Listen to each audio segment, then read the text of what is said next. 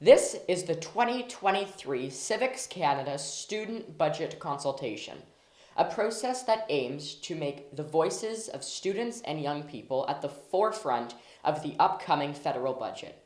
Every year, across various federal and provincial legislatures, the various federal and provincial ministers of finance will present a budget that not only looks at the economic outlook for the upcoming fiscal year, but also is an opportunity for the government to put various programs, in this case before the House of Commons, that will ultimately benefit different segments of the Canadian population.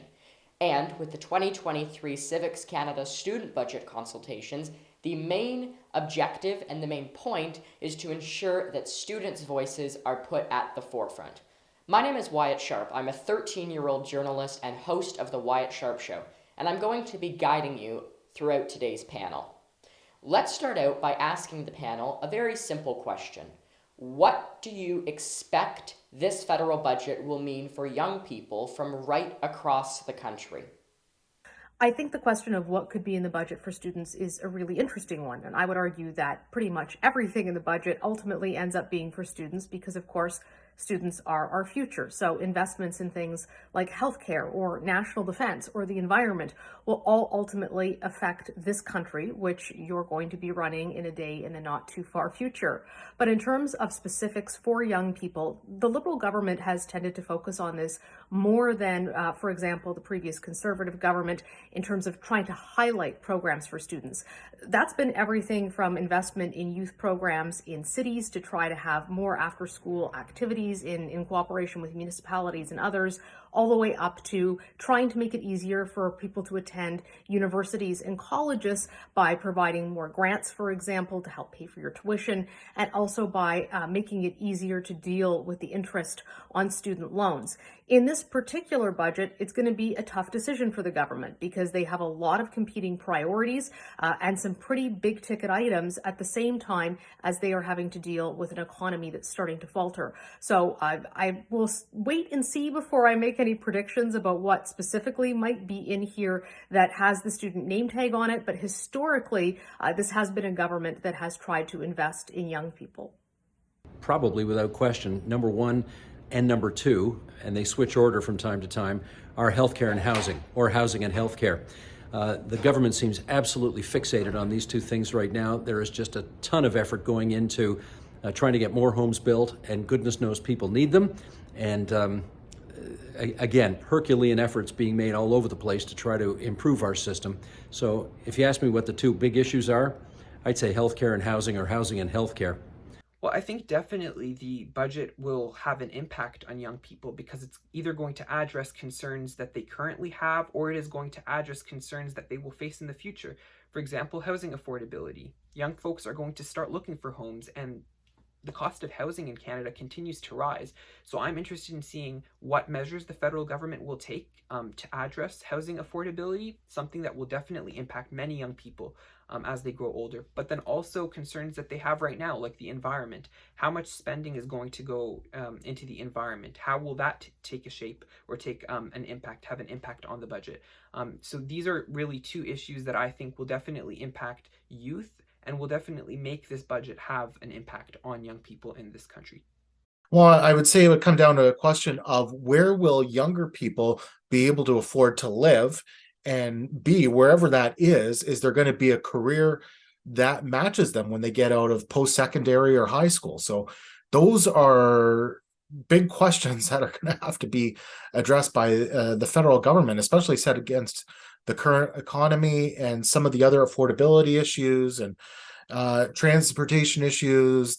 Now, I want to ask the panel, what ultimately might this federal budget entail? What might be in this budget, and how might that specifically impact young people?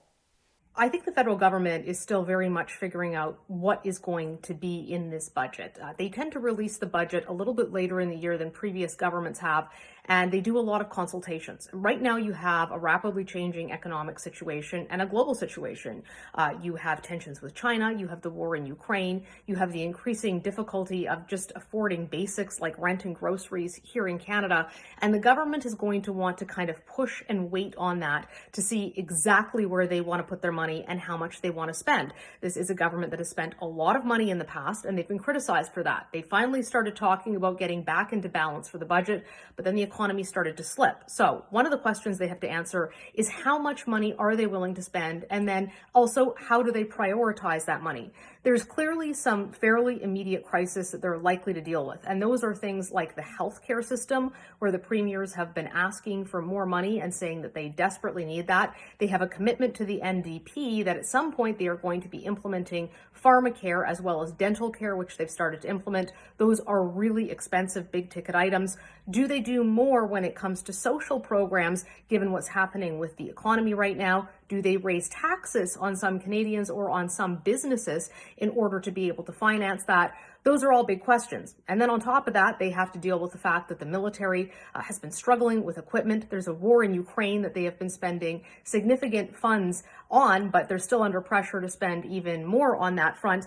And then as well, I think you're going to have to see some kind of a focus on how they're going to deal with this major debt that they have put the country into. And of course, that's happened because of COVID, but there is pressure to deal with that as well. And that is something they will be under fire for from the opposition. So I think there's still a lot of questions about where exactly the budget is going to go, but certainly healthcare, potentially defense spending, the environment. Those are some of the really big areas that they have focused on in the past. And of course, they have to keep the support of the NDP in order to stay in power, because this is a minority government and they have that deal. So they have to keep Jagmeet Singh and the NDP happy.